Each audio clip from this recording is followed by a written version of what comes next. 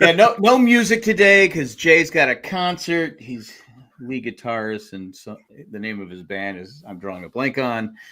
I'm old. I'm allowed to forget things. Is that But the this is actual name of his band, or yeah, you're something like just that. actually drawing a blank? Wait, why am I getting feedback? Yeah, I don't know. Hold on a second, Jerry. All right. Why am I getting feedback? I'm not getting Oh feedback. my god.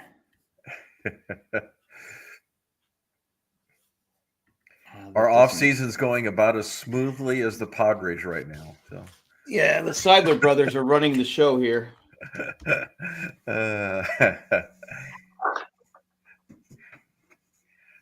I know you're working on the feedback issue, but I will say this: I don't the rumors are rampant. Everybody's throwing out all their possibilities and presupposing that they've heard this and they've heard that, and yet the denials keep coming in. Oh wait, that wasn't a story after all. Oh no, the Cubs aren't interested after all. The bottom line is the media is just trying to play GM, and we have a GM. His name's AJ Preller, and he's going to make a deal when he wants to make a deal, right? I mean, right.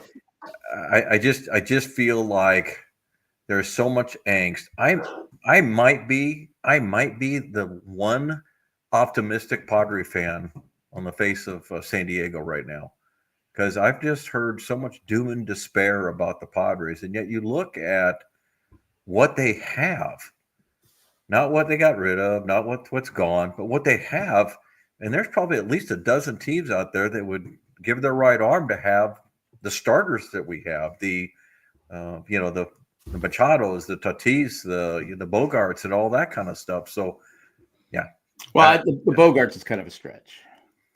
yeah, I guess I'm just again I'm an optimist though. I hope I so, think but a lot of it had to do with him becoming familiar, having to change his swing a little bit. You play in Fenway, you play in Yankee Stadium. You change your swing a little bit. You play off that wall. You got the short porch at Yankee Stadium, and when you move on from those places, I'm sure you kind of have to get through the thought process. And I'm going to a pitcher's park instead of a hitter's park. well, Bogarts was definitely. We've said it before. Was definitely his swing and his approach was definitely built for Boston. Yeah, He's king of the doubles. I mean, he just everything. But it just he hasn't been healthy here either. yeah. Um, but Well, last year wasn't it? Last year, Jack, you were saying he was just getting revved up when he yeah, got hurt. I think it I was mean, in he was. I think it was in Atlanta. Yeah. And when you first came to the Padres, he was the only hot hitter we had in the month of Yeah, April. but he's got So he's got that chronic wrist problem. yeah, That can't be fixed. All it could be cortisone shots, and you can only take so many cortisone shots yeah. a season. But at this point, we're down a shortstop. We lost Ha-Sung Kim, so we're down to like 7 shortstops on the team. Maybe we should talk about Ha-Sung Kim. I loved Ha-Sung Kim, but it's like I wasn't upset that he left. Yeah, it's hard for me. I'll lump him in with Profar, and I'm sorry, all you Profar fans, close your ears because you're not going to like what I have to say. But 42 million for 3 years is an overpay. It is. 29 million for 2 year or a year and a half for Kim is an overpay. Yeah. And you can sit there and say that's the going price. Well, you know what? Limited payroll or not, I truly believe that both of those are overpays. And I love to watch them play. I hope they're doing good, except for when they play the Padres. But that's just an overpay, and that's I guess where I trust Preller, because you look at all the trades that he has made in the past couple of years is getting guys like Waka and Lugo and Profar and on and on and on, and these guys end up being regulars. And I don't know, they should send Christmas cards to Preller for bringing him off of the heap Yeah. and giving them a chance and opportunity to shine in San Diego and then go on and make their money someplace else. So, Yeah, like I said, Profar. I said, "Geez," I go, "Wow." I go, "Good for him." I mean, yeah, he's worked. He worked cheap last season. He had a great season. He started to falter towards the end. Uh, it's like, and he's 32, 33 years old. Yeah, 32, I believe. Yeah. 32. So, that's, we don't have a left fielder right now, technically. But I was like, I know he's a fan favorite. I like him. He's good on the team. But again, we have restraints as far as how we can spend money because there's a lot of issues going on with the Padres. But I was okay with that. Yeah, and I don't tend to understand everything with the lawsuit. I've got my own opinion. I guess I should express it since it's our show. I know everybody, or a majority of people, are siding with Shield. I'm not one of them. I look at the documentation, the rebuttal, and what they have done. I'm of the opinion that she's getting a little money hungry. She's already gotten a lot of money from them. They've made some assessments. I feel like if Peter Seidler wanted her to be the control person, he would have made that his trust, not made his brother the executor to make the decision. I don't know how much clearer that could be. I've been an executor of a trust, and unless it's explicit inside the trust itself, there was no wording that said, oh, and by the way, here's who I want to be the control person. He basically left to his brothers, who were his partners, not just some family member. These guys were actually still his partners. And I think that makes a difference. And I think they know the business better. Now, the constraints, unfortunately, were happening even when Peter was alive. He talked optimistically about what he wanted to do. But the bottom line is he had to take out a $50 million loan out of his trust just to make the payments. I heard comments today, and I think it's true. They made some irrational moves with Peter Seidler. Oh, he made some irrational moves. Bogarts. Yeah, the Bogarts, the last signing, and committing so much money when he was optimistic that they were going to keep going, but there wasn't enough. There's not enough money to keep it going. I think part of the thing he wanted to do, and because we know as Padre fans that when we get a star player, other than Tony Gwynn and Trevor Hoffman, we kind of forced out, but they move, they leave. They're here for a year or two, and they leave because I think he was trying to build. He obviously and it worked. He built a fan base. Right. You go to Petco Park. You've been there 1,000 times. It's loud. It's crowded. It's packed. I mean, third in overall attendance. And I think part of that is not only that they play better, they're playing better and they competitive, but also you have players that you recognize. Oh, Jake's here. Oh, Manny's here. Tatis is here. All these players that are here. Merrill will be here for a while. Right. And I think that's a big deal because when you keep losing, that's what people don't understand about small market teams, how it's hard to, attach yourself to a team is the players leave all the time because you can't afford them. Yeah, you don't have the revenue. There's been a lot of things that have happened. And unfortunately, we've been through this before with John Morris, with Morad, where things happen outside of the game of baseball that force them to sell the team or to get cheap or have a fire sale or whatever.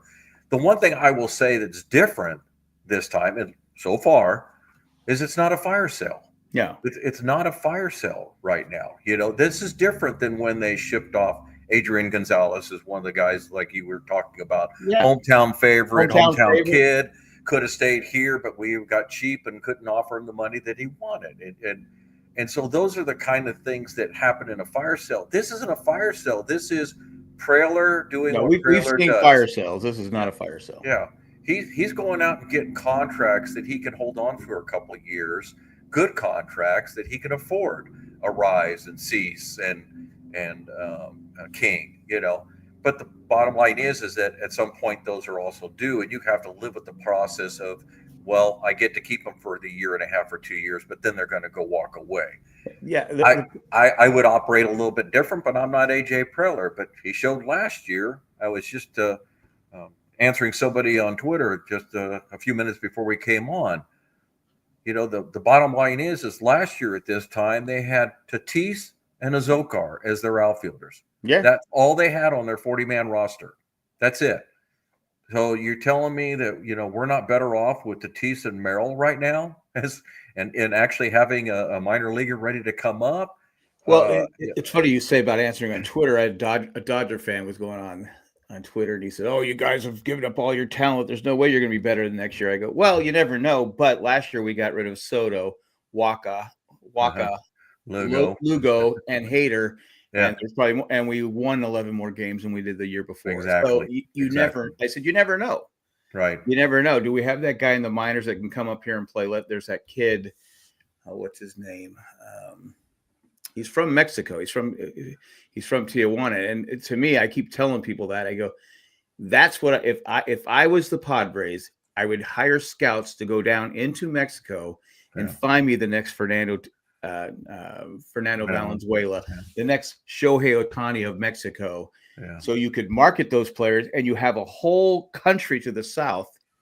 Yeah. That just is untapped. Well, they do have them though, Jack. I mean, and we're not the only ones that are down there. I mean, there's What I'm saying not is a place on this earth that you can't have a scout anymore. I'm saying and Ornelas is the guy that you're talking about. Yeah, Ornelas, yes. Urso Ornelas, and he's born in Tijuana. Give him a shot because they're right on our border. They're border. I mean, because we're just not going to compete with the Dodgers with Japan.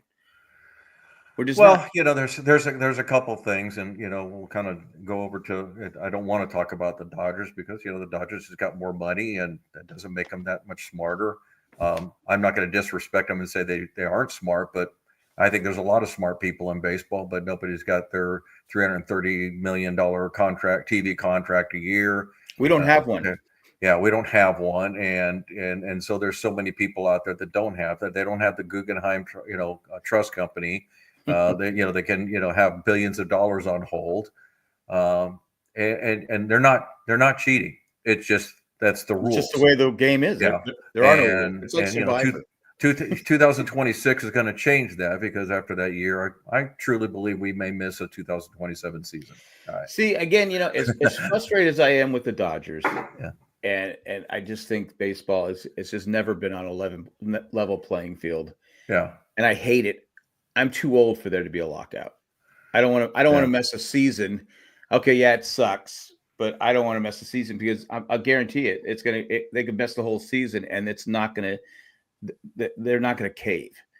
No, it's not going to, and it's not going to fix it. And I, as I was explaining to somebody the other day, the cat's already out of the bag.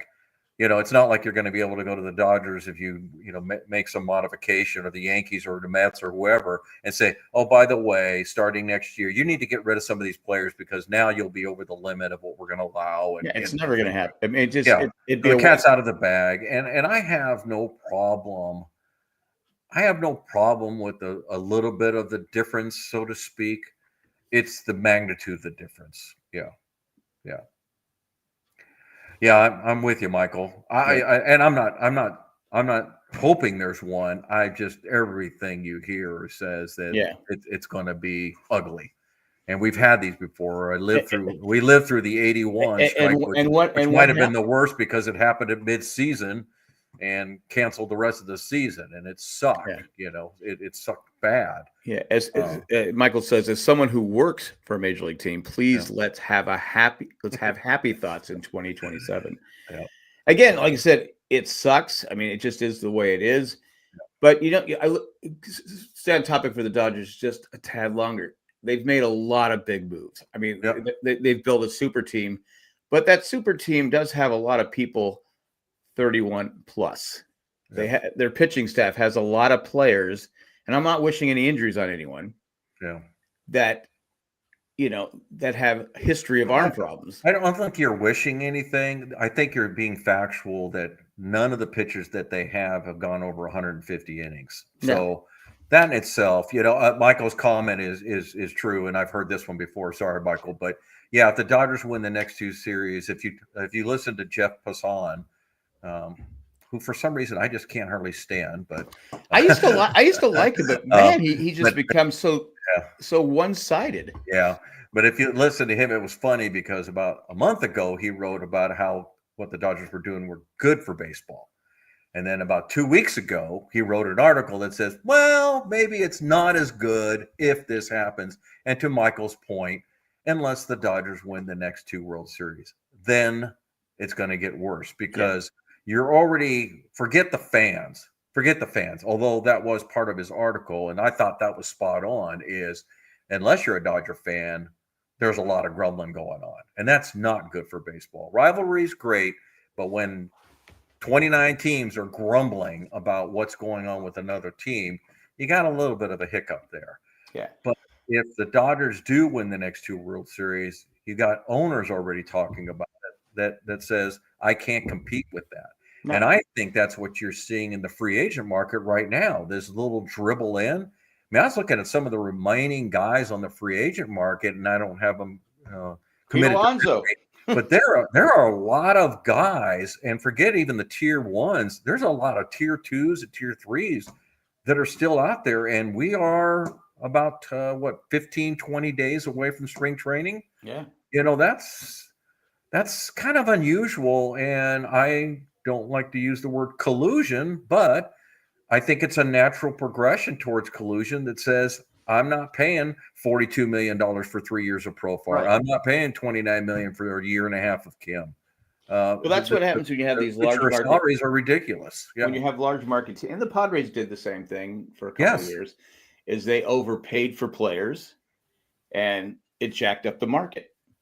So, well, is that a true statement though, Jack? That they overpay for players? Because you look at Tatis right now. No, Tatis is a different story because that's a bargain. That contract, because you look at if you said, okay, you have your choice between Soto and Tatis, I'm gonna take Tatis. If he can stay healthy, he's a better overall player. Yeah, and somebody broke that out. Somebody broke that out. There's a couple of things that you'll like.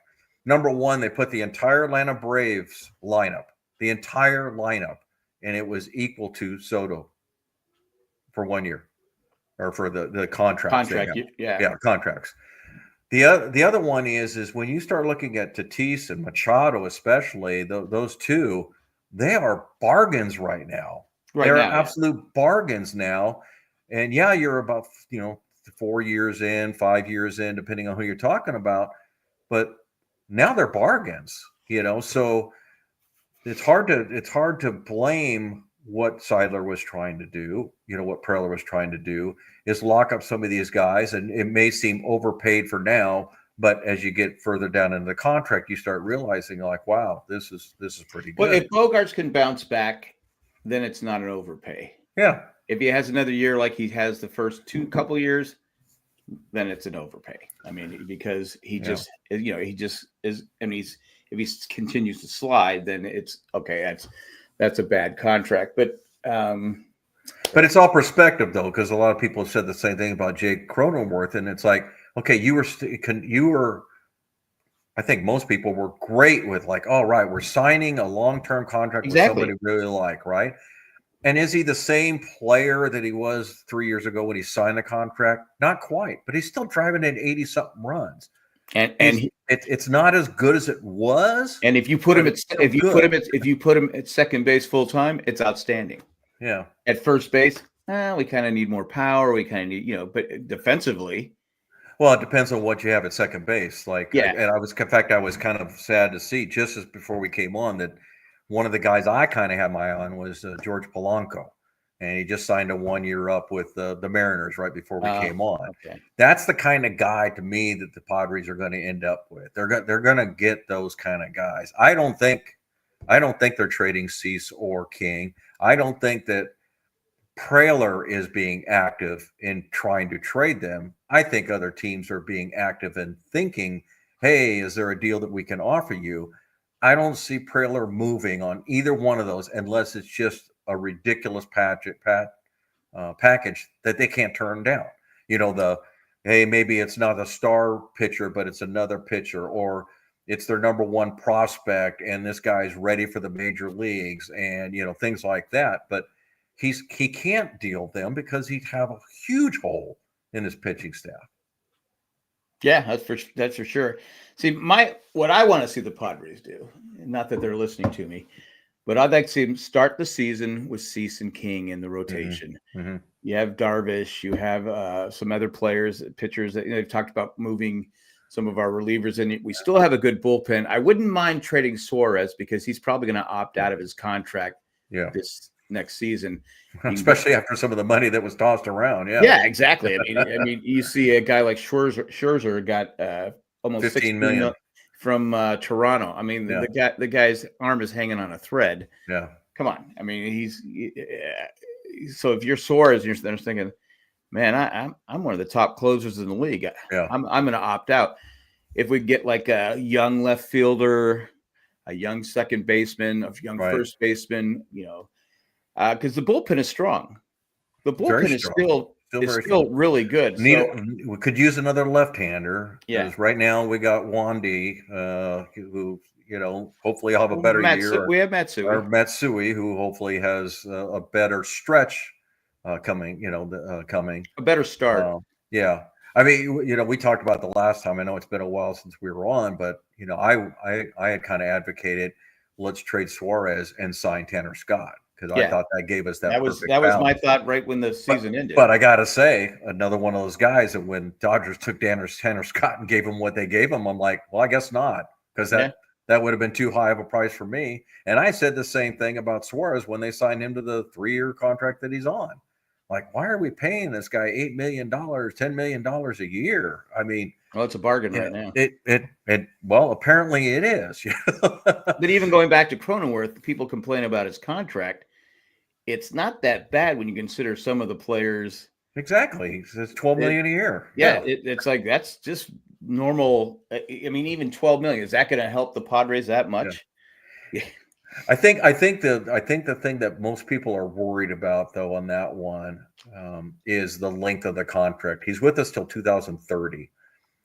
I think that's the worrisome part of it, right? I don't think it's the fact that if this was Jake's last year at $12 million, I don't think anybody would be even talking about it, right?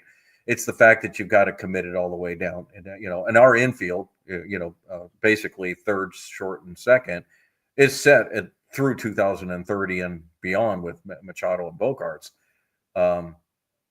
I still don't have a problem with that. I think that's the one thing that I have been crying for as a Padre fan forever is some stability. And if they're not all great, okay, but you know what? We took our shots, so to speak, and some of them have panned out. Do we need a full year from Tatis to prove out? Yeah, we could. We could sure use a full 162 game season for Tatis. Can we get Machado with his shoulder not, having surgery and fully recovered?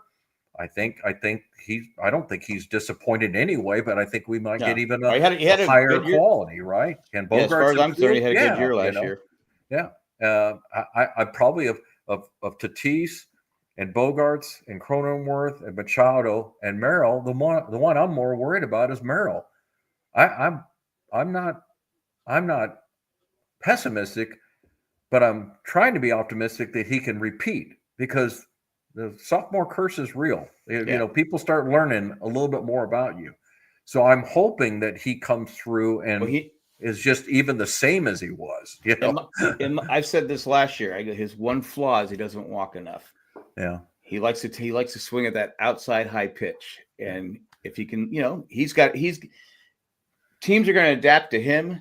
Yeah. He has to adapt. He's talented, he's athletic, he's smart, but like you said, that second year you come into the season, is he going to struggle? Is it going to put sometimes it's just the pressure you put on yourself, right, to succeed. And with well, he's 22. Yeah, so he's 22. Come on, maybe with less talent around him, not having Profar and the year he had last year, and so we'll see. But I hope he's just one of those rookies players that comes in and he doesn't have to. Yeah, give me 280, give me 20 home runs, knock in 80, and play some great defense, and I'm good. Yeah, and I'm happy. Yeah. So but he seems like a smart kid. So I'm gonna, let that go. And then you have a Rise. People want to trade him. They don't want to trade him. I want to keep him. Again, he just needs, in my opinion, he needs to walk more. I'm kind of in the middle with the Rise. I see the flaws. I see the good. I see the only thing I see though is nobody seems to be calling, so to speak, for him. I don't think you're going to get a whole lot for him, because to me, an Arise deal is, well, we need a first baseman back. To me, that would be the ultimate Arise deal is, we need a first baseman. And again, the younger, the better, the surer, the better. Gosh, wouldn't you love every trade to be a second year guy like Merrill? I mean, how many teams wouldn't trade for a guy like Merrill and say, oh, well, you want to give us 5 years of pre negotiations? Yeah, okay. I can do that. Yeah, sure. Yeah, okay, all right. Twist my arm. But people don't trade those kind of guys. But Preller wouldn't surprise me if Preller traded Arise. But I think me and you are in agreement, though. I don't think the Padres are going to trade anybody right now. I think the whole ideal to me is, it sucks that the Dodgers are in your division. There's no doubt about it. It just does. When you got a team that's been dominating before, and now they've added pieces, what's to make you think that it's going to turn out any different? Right? And you got next year too. You got a lot of big names on the free agent market. You can't tell me they're not going to go after them. Right. Yeah. It's like, And so to me, I still go back to my theory. That's one team and one playoff spot. That's right. It. The sucky thing is that you're never going to get the home field advantage and you're never going to get the bye. Those things just aren't going to happen. I will say, with what the Dodgers did do, they added so much depth that they are not going to have the problem they had last year, where they get to the end of the season and only have 2 starters available. Yeah. They've got about 10 of them. At least, yeah. And good quality too. So I'm not. That's the thing. I'm one of those guys. No matter if it's a rival, these guys are great players. Oh yeah, they're great. Like I said, my if I'm a Dodger fan, my biggest concern is, stay away from injuries, and we're going to roll. Is Yamamoto going to be? He spent almost 2.5 months on the IL last year. Glass now, we know his history. Sasaki, who they got over us. That's my handshake deal. Who they got over us. His velocity has come down the last 2 seasons. I mean, there's reports he's had arm problems.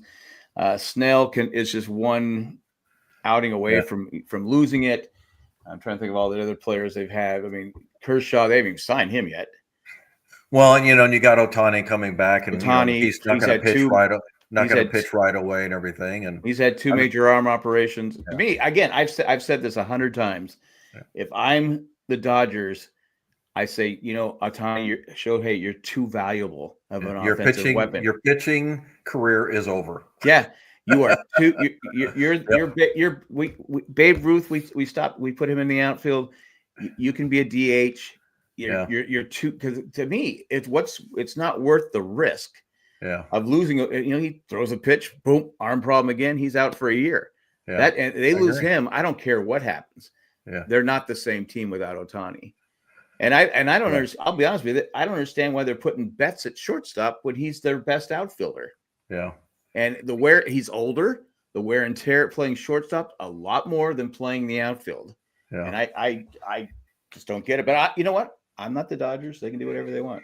Yeah, I've questioned a lot of the Dodger moves, but then again, I'm wrong, because they're World Series champions and we're not, and so they obviously have their way of doing things.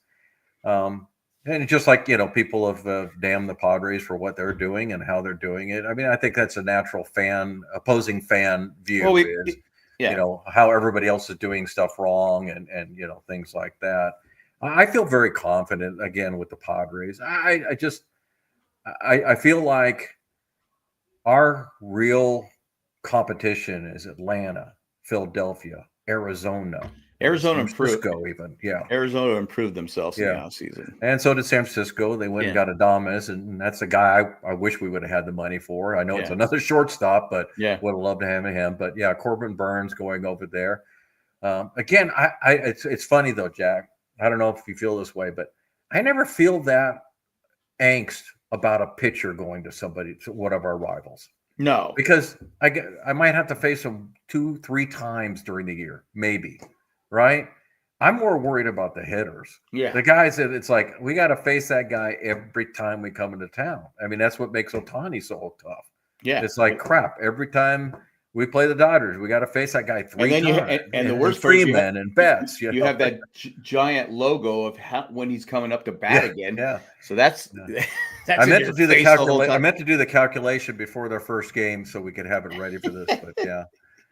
But yeah, I'm not, like I said, there's a lot of people down on the Padres. You know, it is frustrating. I think, you know, I think there's a lot of new fans, and they got spoiled.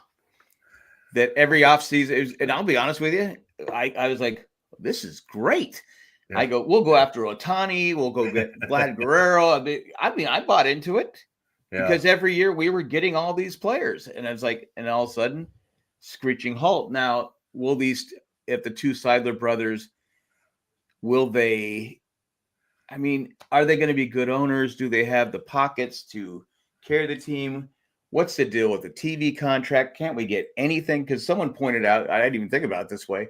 They've lost $120 million the last 2 seasons. Yeah, because they don't have the contract. That's a lot of coin. Yes, it is. That's a lot. And again, we do. You know, that is the difference. You know, a lot of people get into the whole deferral of salaries, and that's been around for a long time. Again, give credit to the Dodgers. They were smart about how to do it, and they had willing participants because obviously Ohtani being the biggest one. My biggest problem is how they're counted against the luxury tax. Right. I don't want to get into that again because to me that's just too long-winded of a subject. But they need to fix that, and not necessarily against the Dodgers. It's just that it needs to be fixed because to me, if you want some kind of fairness, you got to fix that. I think again, Peter Seidler, you know, rest in peace, had a vision and didn't have the financial wherewithal to keep it going. And him, you know, dying obviously put a screeching halt to it. But I think we'd be in the same situation right now if he were still alive. I really do, because having to take that loan would have happened whether he was alive or not. The TV contract is not anything that anybody did wrong. It's the company that went bankrupt that caused the problem. But I share your angst with, well, then go get one. Maybe it's not the best deal in the world, and you're having to kind of sell in a down position, so to speak. Why can't you go get something? I understand you don't want to sign a crappy deal for 10 years. Yeah, year to year. Yeah, you know, or even a 3-year deal or something. Just it's like, hey, you know, any income is better than no income. And it's like I was talking to someone on Twitter, and they said, no big pockets person's going to come buy the Padres because it's a small market. I go, I disagree. Usually when an owner sells the team, they're crappy. The fans' excitement is done. You know, the Padres were third in attendance. It's the place to be in San Diego when they're playing. I mean, they're really. I mean, the soccer team's coming, you know, soon, but they really are the only game in town, and people love the Padres in San Diego. You have a beautiful stadium, best in probably Major League Baseball. And so I say, you know, if an owner would, I don't expect an owner to come in and people say, well, these billionaires should be spending all their money. And that's not how business works in America. You spend what you can afford to spend. And a lot of billionaires, you look at the Spanos family own the Chargers. They're billionaires because the football team's worth billions of dollars. Exactly. They're not sitting on a box of $1 billion. Yeah. And that's like most owners, other than the Dodgers have, you know, and you have Steve Cohen in New York. And even Hal Steinbrenner came out and said, yeah, we're you know, we can't do what the Dodgers are doing. Yeah. And I was like going, okay, you almost had $700 million in revenue, but you got to be all right. But our payroll's 300 something million. And that doesn't include the farm system and everything else you have to pay to be a major league. I mean, travel expenses, you know, uniforms, hotel, you know, everything. There's a lot to, there's a lot to owning a team. Yeah. And you know, I'm not an accountant, or nor was I one, but I was an analyst, and you know, there's a difference between revenue and expenditures, and you've got to take the expenditures away from the revenue. And most people don't see that. All they see is that, you know, the big number that says this is how much money they made. And unfortunately, some people say, "Oh, well, look at that. They've got they made $350 million last year, and they're not spending a dime." Yeah, but your expenses are not reported on there. So that $350 million obviously was not enough to cover, because they had to borrow $50 million last year. So There's a And, difference. and the between Padres the two. have had Yeah. to pay the sin tax. You know for Yeah, going- and that's the thing. I think we talked about it a lot last year, knowing that the Padres were going to have to come under that this past year, and they did. And I think too many people, and maybe I was one of them, thought, okay, well, they're just going to go under and then they'll go right back over, and then they'll come back under, And I guess rationally speaking now and thinking about it is like, you can't really do that. You can't do the popcorn machine back and forth, because if you're going to get any kind of long-term contracts or even 3 and 5 year contract, you just can't bounce it around, right? I think there's a lot of things that are working well for the Padres. And number one, it's the last year we pay Hosmer. And I'm not going to dig on Hosmer. The contract is the contract. It just goes to show you that not every long-term contract is a good one, right? But when they signed Hosmer, I was behind it. I was like, okay, I was all for it. It's about time we get somebody, that's going to stick around for a while, because that was not too far from when Adrian Gonzalez took his walk, and I'm thinking, geez, can we just hang on to somebody that's really good? And to get him from the Kansas City Royals, who just I think people forget that during those times, because that was a terrible. Why people forget we didn't have anybody, right? We were at all. It wasn't a fire sale, but it was like, okay, we can't afford. We're not getting anybody. You got Hosmer, who had some good stats. He had some good years with the Padres. I did want to send him he's on Twitter all the time. I want to say, hey, why don't you get your fat butt up, work out, and you still got a year left with the Padres and come play first base for us. And when Cronenworth back, I mean, he hasn't played 3 years. Well, it's like you said though, Jack. I think it's really easy as humans to get used to what you perceive as being normal. And I'm not saying we're the only old Padre fans and everything, but when no knock against these guys, but when the only good guy you have is Brian Giles or Brian Klesko or Phil Nevin, and that's your offense. I mean, that's like you had to wait 3 innings for that guy to come up and hope that he hit a home run, kind of stuff. You kind of have to sit back and again, I go back to the core of this team and go, you know what? I can tune in and watch those top six guys hit every time, and we'll figure out the bottom 3. Well, we know that Elias Diaz is one of them, but we'll get a couple of guys. We'll get a DH, we'll get a first baseman, and we'll get we'll fill it out. I mean, we'll have another outfielder. Right now we have Tatis, we have Machado, we have Bogarts, we have Cronenworth, we have Merrill, Arise. Yeah, that's not those top 6. That's not a bad 6. It's not. It's going to score some runs. I mean, so I found it interesting. My favorite broadcaster of all time, Harold Reynolds, was talking today, and they were talking to one of I think it was John Morosi. These guys are just frequent flyers of the rumor mill and everything, and talking about how the Padres are looking to trade Cease. Well, that's how they keep their job. I know it. They have to create the drama even if it's not there. And Harold Reynolds' ideal was, no, you got to keep those guys. You need to trade Tatis. Yeah, I saw that. That's the guy you need to trade, And that's when I laugh, because I sit there and I go, okay, Tatis, who right now I think is at an average, the remainder of his contract averages out to be like $27 million a year. He's 25, right? Which is 26. Which is such an incredible bargain in today's world. And that's the guy you're going to, because his thinking is, well, you got to keep the pitching. Well, okay, but Cease and King are free agents at the end of this year. So you're not going to be able to keep them. And if you take that money that you get, or, that you save from Tatis, 37, that Corbin Burns just signed for $35 million a year. Which I thought was a lot. It is a lot, and that's $8 million more than you're paying Tatis. So you would have to come up with an additional $8 million for a pitcher for 5 years versus Tatis for 12. I just can't even. How can you even spit that out and not choke on it? I just the only thing did he mention that maybe they get like a Soto deal where you get a bunch of players for Tatis? But another problem with trading Tatis is you get you get maybe a 1 outfielder. Yeah, who's not going to be as good as Tatis. Exactly, and then you might get a couple of prospects. Yeah. Plus, you've been to stadiums outside of San Diego when whose Padre jersey is being worn? Yeah. Tatis. That's you make money off the merchandise too. So if you're going to trade your most marketable guy, I mean Merrill will probably be that up there in a few years. You But hope. Yeah. Tatis is the guy.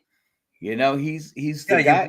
And I'm sorry, again, he's a good baseball man. He obviously knows a lot about baseball. He's been in the game and played and was a relatively good player, but I just don't follow the thinking because I'm sorry if anything, if I could have one wish in this world right now and I could just start over, I'd say, okay, Tatis and Merrill, that's where I'm starting.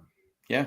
I'll go find 38 other players and just let me start with these two guys.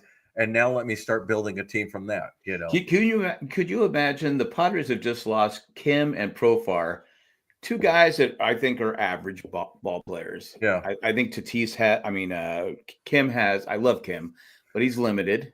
Yes. Especially offensively. And can you imagine they trade Tatis too? Oh my God, there'd be a riot. Yeah. You can't. Yeah. I mean, it just. I was listening. I go, all right, you're just trying to stir the pot because and forget the fan thing. I'm just talking about the reality of like this is probably your best player on the team. Oh yeah. And again, to your point, you're never going to get the value you want out of it because and the bottom line is somebody could give me their two best players, so to speak, that not the superstars, the generational players, and I'd still be going, man, I miss Tatis. I mean, come on. He's fun to watch. And tell me, try and tell me that 5 years from now, when Tatis is making $27 million or whatever it is, and guys are going for $50 million a year, you're not going to sit there and just chuckle and say, man, what a great move. What a generational move. I mean, the only mistake to me that Preller and the Padres made is allowing Machado to have that player option last year. Because it cost them. It cost them another 30 or 40 million, and if they didn't have that, then they'd have both of them for a cheaper version of it. But again, it's not that Machado's not living up to his contract, and you need his leadership, so to speak. But it still would have been really nice if you'd had two on the cheaper side. Yeah, I know and going back to the Padres, I know we both talked about they gotta keep their young players in the farm system. They have to develop the players because that's the only way they can compete with the Dodgers. It's the only way. And I think I think pitching wise, I think they're going to have some guys come up from the minors. They're going to be, they'll be like middle relievers, but they got some talent in the pitching department. And the hitters are down lower, But and the thing is, Jack, with the current makeup of our team, so let's kind of go through it a little bit, So our future, let's go, and I'm not going to call it next year or this year. Let's just say in a couple of years, you got your catcher sitting in the wings, your hopeful catcher. Again, this is not a guarantee, folks. This is just kind of painting the picture. You got Salas sitting there. You got DeVries, who in this time frame will become the shortstop. Bogarts will permanently become the second baseman. Cronenworth will be the first baseman, or vice versa. I won't argue either way. And Machado will be at third base. You got Tatis and Merrill, and so you're really kind of missing just one outfielder in the future, right? You look at our bullpen right now. You got guys like Hoeing and Adam and Estrada, and I mean, if you go look at that, in fact, I've got it here. Reynolds. I can look at it. If you go look at the guys that are under contract, or so to speak, are in our control, right now we have over the next, let's say till 2028, under our control, we have Matsui, Adam till 27, Peralta till 28, Marahone 2026. And then you got these guys that are all well beyond 2028. Cosgrove, Estrada, Hoeing, Alex Jacob, Kolick, Sean Reynolds. You don't have to spend a dime on your bullpen, so to speak, for the next 3 or 4 years. You literally can just go with those guys. That's why I said trading Suarez wouldn't be that starting pitch. Yeah, Suarez is talented, but it wouldn't be that big a hit. No, I mean it would. It would be a hit, but it's one that's calculated. It's worth it. Problem with his contract is he's just like a Caesar King. Yeah, lies. He can walk next year. He's gonna walk. Yeah, he's gonna walk, and we're not gonna be able to pay him. right. So if So you now can trade so him, now to your farm system though is where I was going. Now you can just concentrate on starting pitching.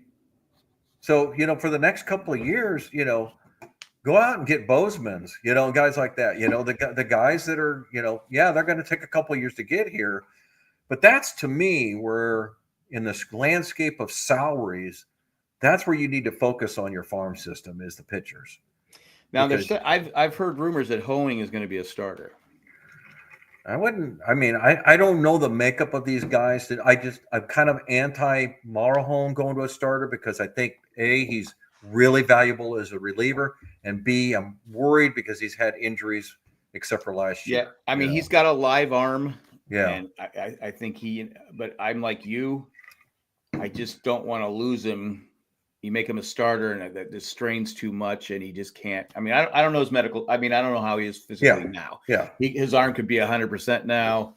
Yeah, but he had so many injuries early on in his career. Right. And again, you can only have so many arm issues. Yeah. Before it just takes its toll, and and you can't do it anymore. I'm like you. I want to see Maury Holmes stay in the bullpen. And the thing is I guess my other point is if you're going to save some money, do it in the bullpen.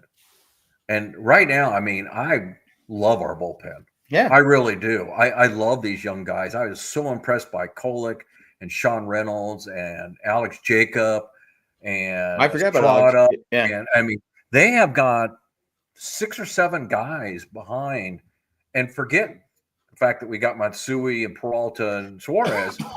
That you could get by with those guys, and I'm not kidding. And in 2 years, you'd be paying the entire bullpen $20 million.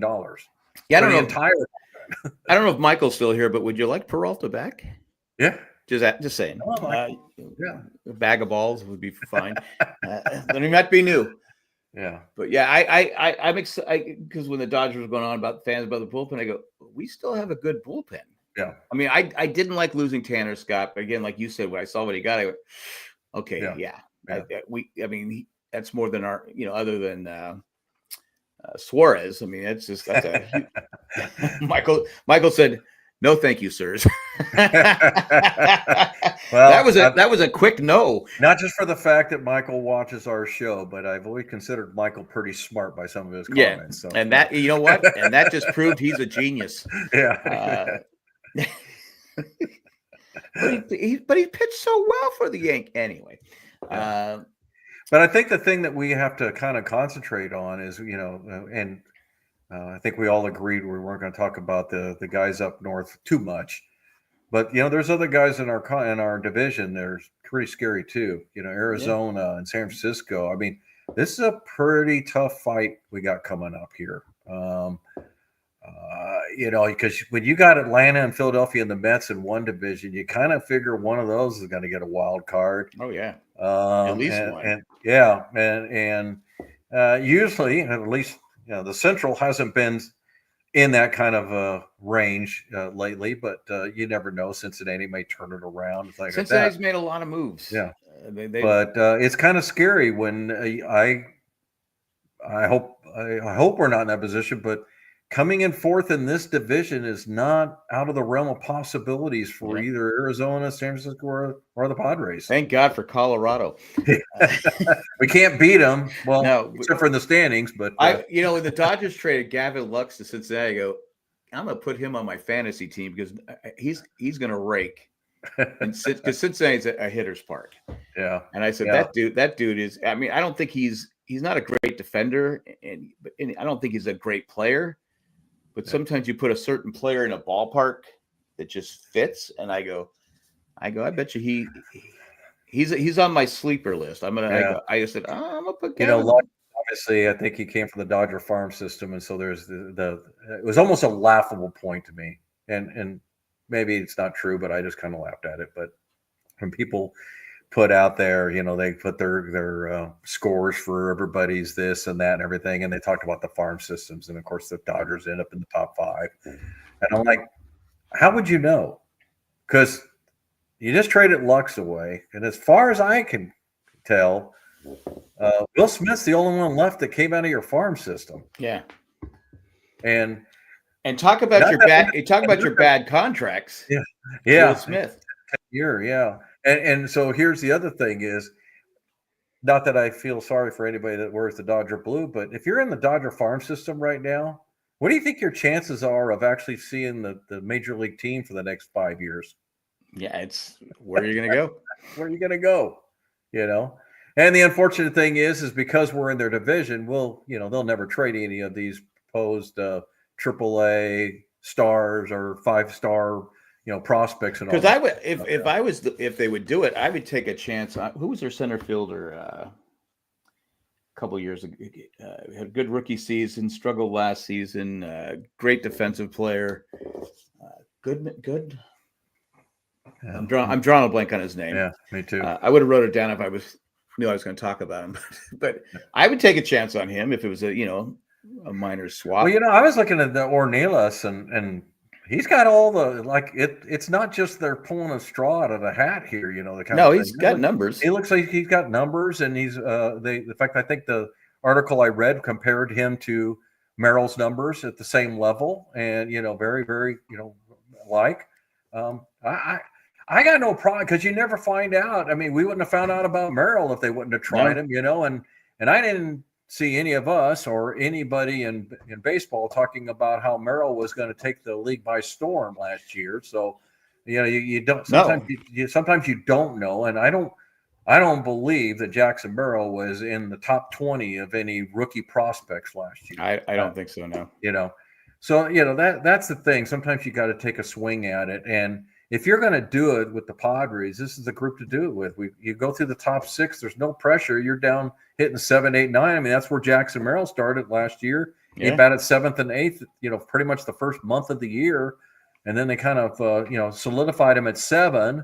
And then he kind of moved up to 6. But I'm hoping this year, they put him in the 3-hole because I think we need the left-handed bat right there.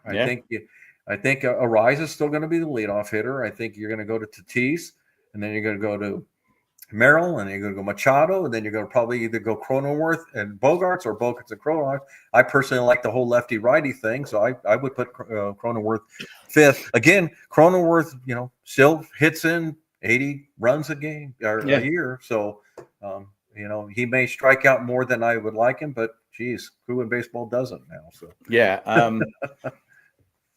good. I'm drawing a blank on that. I can't get that name out of my head. But the only thing I heard about what's his name, Ornelas. What's his name? The left fielder you're talking about, Ornelas is his defense is not great.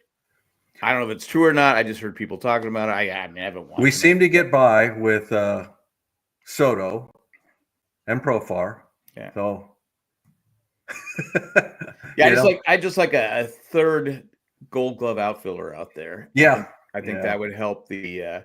Again, I think the guy that played for the Dodgers. I wish anybody in the chat know his name. Come on, help me out. Come on, Michael. When was it? 2023. Let me see if I can. Now I know why it was echoing. I had it on YouTube on Safari. I just looked over there. Let me see if I can find that outfielder that you're talking about. I probably spending too much time here, but anyway, Outman. That's it. Yeah. How could I forget Outman?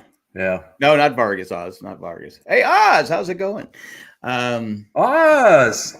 Yeah, he struggled offensively, but defensively, the kid's a stud. Yeah. And to me, I always get worried though when you say that though, Jack, because I just have flashbacks of Trent Grisham. It can just absolutely kill you having a 200 hitter, Oh yeah. Well, I'm not saying I would make him the king starter, but he had a good first year, and maybe getting out of some fresh start, something like that, would be helpful. But I just if one way we can beat the Dodgers aren't going to have a great defensive team. So maybe we can out defense him. I mean, it just, Yeah. having Tatis and Merrill in the outfield is amazing. Having Cronenworth wherever he's playing is Yeah. amazing. Manny is amazing.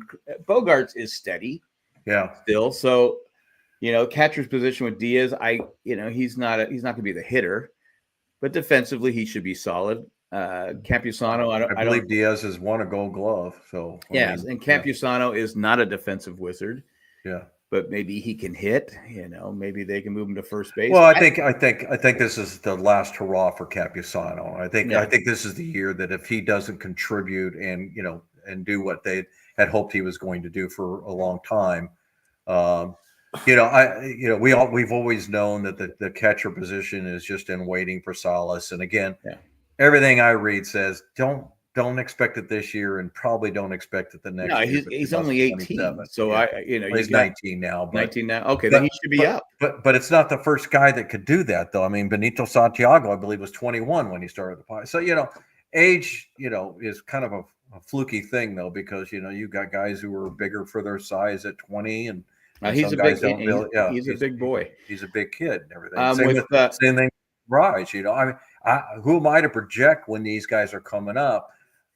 I think the DeVries thing is only because Schilt has stated that they're going to let Bogarts know before spring training he's playing, what he's playing. And every video I've seen shows him practicing at shorts. Yeah, I saw the other day he was practicing at shortstop, which is a good sign. I like Bogarts. I hope Bogarts comes out and has he doesn't have to be the Bogarts of Boston. Yeah, but be a better Bogarts than he's been with the Padres.